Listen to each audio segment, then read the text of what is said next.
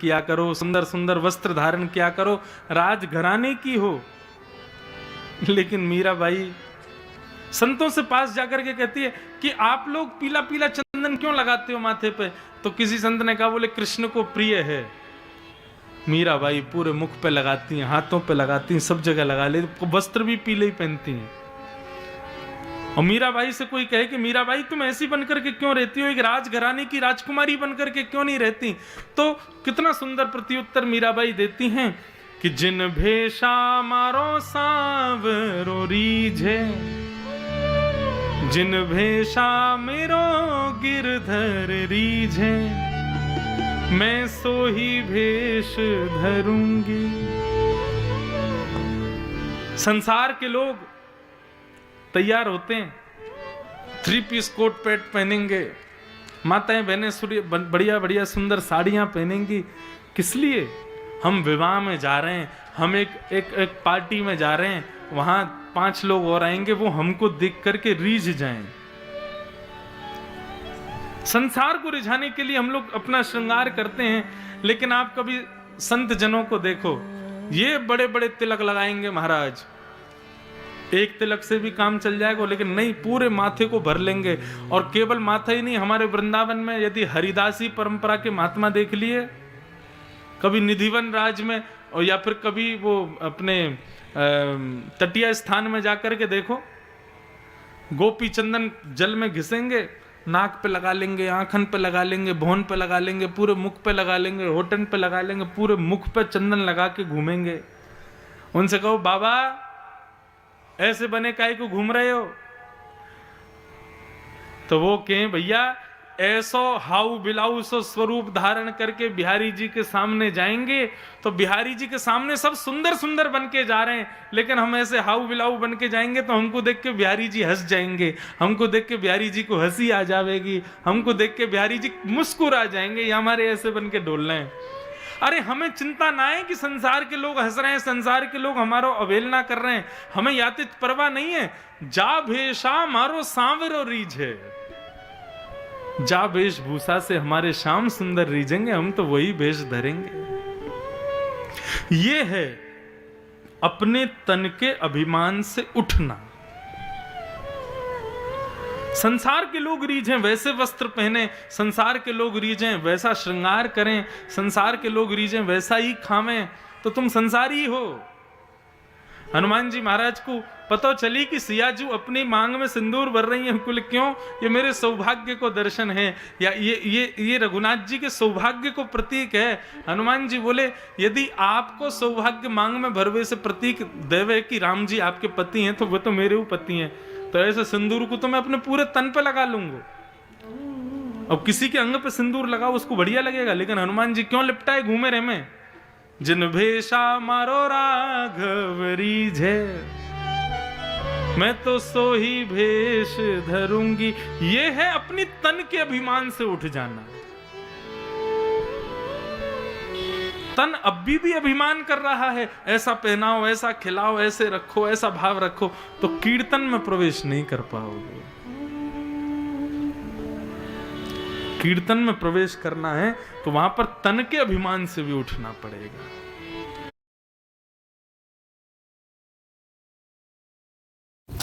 दीदी, मम्मा, मम्मा, मम्मा, मम्मा, मम्मा, मम्मा, मम्मा, मम्मा। मीराबाई कहते हैं, मैं बैरागण होंगी। तो ऐसे श्री जयदेव महाप्रभु अपने तन के अभिमान से उठ गए। एक एक वृक्ष के नीचे एक दिन रहते थे बस। दूसरा दिन प्रारंभ होते ही उस वृक्ष का परित्याग करते, दूसरे वृक्ष के नीचे चले जाते। तीसरे दिन तीसरे वृक्ष के नीचे चले जाते। जगन्नाथपुरी में एक ब्राह्मण रहते थे। उन ब्राह्मण ने जगन्नाथ भगवान से जाकर के प्रार्थना की, है जगन्नाथ जी, यदि मेरे एक संतान हो जाएगी तो उस संतान को मैं आपकी सेवा में नियुक्त कर दूंगा। जगन्नाथ जी ने कृपा करके उस ब्राह्मण के घर पर छोटी सी एक कन्या को भेज दिया। जन्म हुआ एक कन्या का, परम सुंदरी वो कन्या, कुछ वर्षों बाद जब विवाह योग्य हो गई तो वही ब्राह्मण देवता उस कन्या को लेकर के गए और श्री जगन्नाथ जी के चरणों में कृष्णार्पण मस्तु कहकर के उसको प्रदान करने लगे।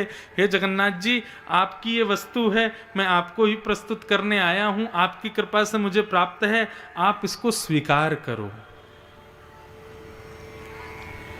जगन्नाथ महाप्रभु बोल पड़े, भक्ति भक्त भगवंत गुरु चतुर नाम वपु एक, तिनके पग वंदन किए नाशत विघ्न अनेक। हे ब्राह्मण देवता,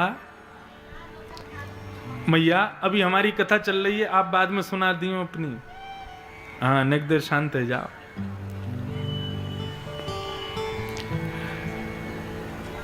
जयदेव महाप्रभु ने जाकर, उस ब्राह्मण देवता ने जाकर के जब अपनी पुत्री को ठाकुर जी के सन्मुख बिठाया, ठाकुर जी ने कह दिया, बोले भैया भक्त में और मोह में कोई अंतर नहीं है, इस बालिका को हम कैसे स्वीकार करें? तो हमारे ही स्वरूप रूपधारी हैं श्री जयदेव महाप्रभु, वन में विचरण कर रहे हैं, अष्टपदियों की रचना कर रहे हैं।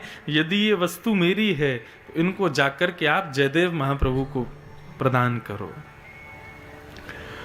ब्राह्मण देवता तो बड़े प्रसन्न हो गए, बोले जय हो, जगन्नाथ जी सुयोग वर ढूंढ के लाए हैं, मतलब बिचौलिया ठाकुर जी बने हैं विवाह के लिए, मेरी पुत्री के लिए, उन्हीं से विवाह हो। और लेकर के अपनी पुत्री को गए और जाकर के श्री जयदेव महाप्रभु के सन्मुख प्रस्तुत कर दिया। बोले हे महाप्रभु, मेरी पुत्री को स्वीकार करो। जयदेव बोले कि भैया, हमारा रहन सहन देख रहे हो, वृक्ष के नीचे रहते हैं, खाने का ठिकाना नहीं, वस्त्रों का कोई ठिकाना नहीं, कब पहने ना पहने, एक वृक्ष के नीचे रहते हैं, दूसरे दिन दूसरे वृक्ष के नीचे चले जाते हैं, तुम्हारी पुत्री कैसे रहेगी हमारे पास? पिता को इतना तो विचार करना चाहिए, अपनी बेटी का विवाह कहां करूं? इतने दीनहीन से वर को ढूंढ करके अपनी बेटी दोगे तो फिर भैया जीवन भर रोगे, हमारा कोई ठिकाना नहीं। और हमारी तो रति गति सब श्री जगन्नाथ जी हैं, उनके अतिरिक्त हम किसी के प्रति आसक्त नहीं होना चाहते जीवन में।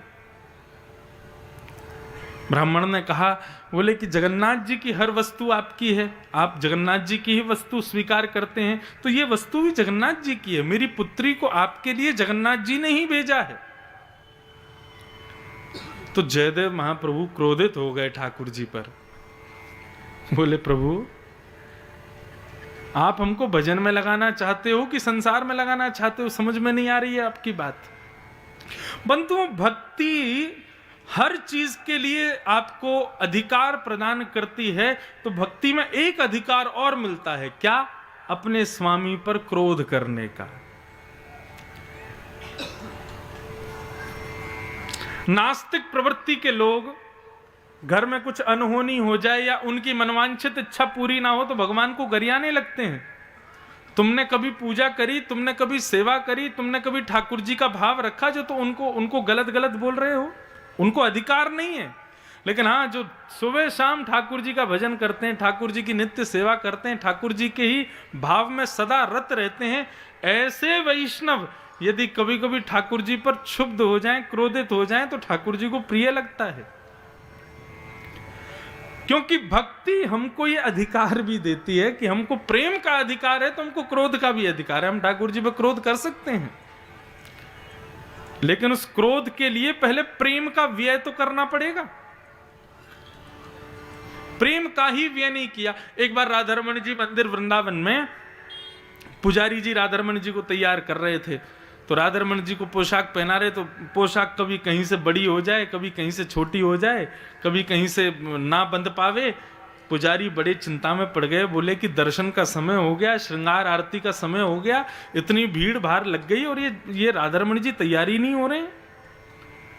4-5 पुजारियों को और बुला लिया, सब लोग लगे राधारमण जी को तैयार करने में, लेकिन तैयार ही नहीं हूं मैं। एक ने कहा, बोले एक काम करो, पोशाक ही बदल दो, दूसरी पोशाक पहनाओ। दूसरी पोशाक पहनाने लगे तो राधारमण जी को वो भी नहीं आवे। एक पुजारी बोले एक काम करो, कल जो पोशाक पहनाई थी वही पहना दो। बोले भैया एक पोशाक दोबारा नहीं आती। बोले अब तैयार तो हो, कैसे भी दर्शन देना है, कोई बात नहीं, अभी पहना दो, फिर बाद में बदल देंगे। पुरानी, एक दिन पुरानी पोशाक जिसमें कल दर्शन दे रहे थे वह भी पहनाने का प्रयास किया तो राधा रमण जी वो भी नहीं पहने। कभी कहीं से छोटी पड़ जाए, कभी कहीं से उतर जाए, कभी उधर के नीचे गिर जाए। तो एक वृद्ध पुजारी जी बैठे थे। वो वृद्ध पुजारी बोले, सुनो सब लोग हटो, दूर हट जाओ। सब सारे पुजारी दूर हट गए। तो वृद्ध पुजारी आकर के ठाकुर जी के सन्मुख बैठे। ठाकुर जी ने वस्त्र आदि कुछ पहने नहीं है, केवल एक कॉपीन पहन करके खड़े हैं राधा रमण जी। तो पुजारी जी बोले, ये सब आपका नाटक हमको समझ में आ रहा है, ये हमको परेशान करने के लिए आप कर रहे हो। कभी ये पोशाक नहीं पहनने, कभी यहां से उतार रहे हो, कभी यहां से कर रहे हो। बहुत देर हो गई है आपको नाटक करते करते। अब श्रृंगार आरती का समय हो गया है, बाहर इतनी सारी भीड़ खड़ी है और आप तैयार नहीं हुए, अभी तो कॉपीन में खड़े हो। ठीक है, अंतिम प्रयास करूंगा मैं। यदि अब की बार आपने श्रृंगार धारण करा लिया तो ठीक, नहीं धारण किया तो मैं ऐसे ही निर्वस्त्र अवस्था में ही मंदिर खोल दूंगा, सबको आपका ऐसे ही दर्शन करा दूंगा। और फिर सब लोग देख करके कहेंगे आज हरि देखे नंगम नंगा। आपका मान घटेगा, हमारा क्या जाएगा। हम तो सब वस्त्र पहन करके खड़े हैं, आप ही निर्वस्त्र खड़े देखोगे तो सब हंसेंगे आपको देख के।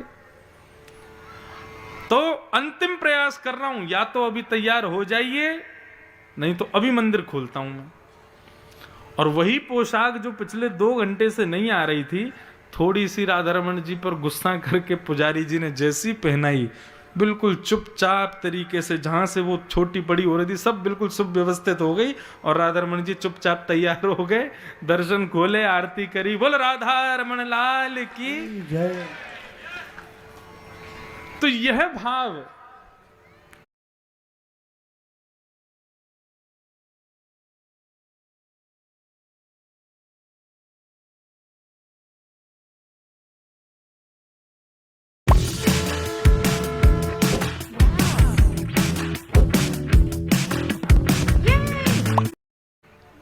कब प्राप्त होता है? जब भक्ति में प्रेम प्रकट होता है तो क्रोध करने का अधिकार भी नाथ हमको देते हैं। अब प्रेम ही नहीं किया तो फिर क्रोध कैसे करोगे? क्रोध करोगे तो भगवान फिर ऐसी लाठी चलाएंगे महाराज। बोले प्रेम करता नहीं, संबंध मेरा तेरे से कोई है नहीं और क्रोध और कर रहा है मेरे ऊपर। जब संबंध हो जाता है, जब प्रेम हो जाता है, जब प्रेम अनंत हो जाता है तो क्रोध का अधिकार भी मिलता है। जयदेव महाप्रभु क्रोधित हो गए जगन्नाथ जी पर। बोले आपके लिए हम घर परिवार सब छोड़ करके यहाँ पर एकांत वन में बैठ करके आपके भजन के लिए बैठे हैं, और ये आप मेरे को फिर से संसार में बांध रहे हो, फिर से संसार में लगा रहे हो। एक कन्या को मेरे लिए भेज दिया, ये सब क्या करना चाहते हैं आप? जगन्नाथ जी कहते हैं, क्यों जयदेव? प्रसाद में केवल भाती होना चाहिए, प्रसाद में केवल लड्डू पेड़ा ही होने चाहिए, प्रसाद में केवल स्तुतियां ही होनी चाहिए, प्रसाद में कोई सांसारिक वस्तु नहीं हो सकती। मेरे चरणों में चढ़ी हुई कोई वस्तु हो, सब प्रसाद है। और वह प्रसाद कभी भी उस व्यक्ति को संसार में नहीं लगने देगा। तुम्हारे लिए चुन करके ये हमने कन्या भेजी है, क्योंकि हम चाहते हैं तुम गृहस्थ धर्म का पालन करो, गृहस्थी बनो, क्योंकि गृहस्थी मुझे अति प्रिय है। ये मेरे चरणों का प्रसाद है, इसलिए इससे तुमको संसार में रति नहीं होगी, इसको स्वीकार करो। तब श्री जगन्नाथ जी के भाव से पद्मावती नाम था उस कन्या का, और श्री जयदेव महाप्रभु ने उसको स्वीकार किया और स्वीकार करके उसके संग रहने लगे। ठाकुर जी ने ऐसी कृपा की, और दाम्पत्य जीवन के बाद तो और सुंदर मधुर रस से ठाकुर जी के गीत गोविंद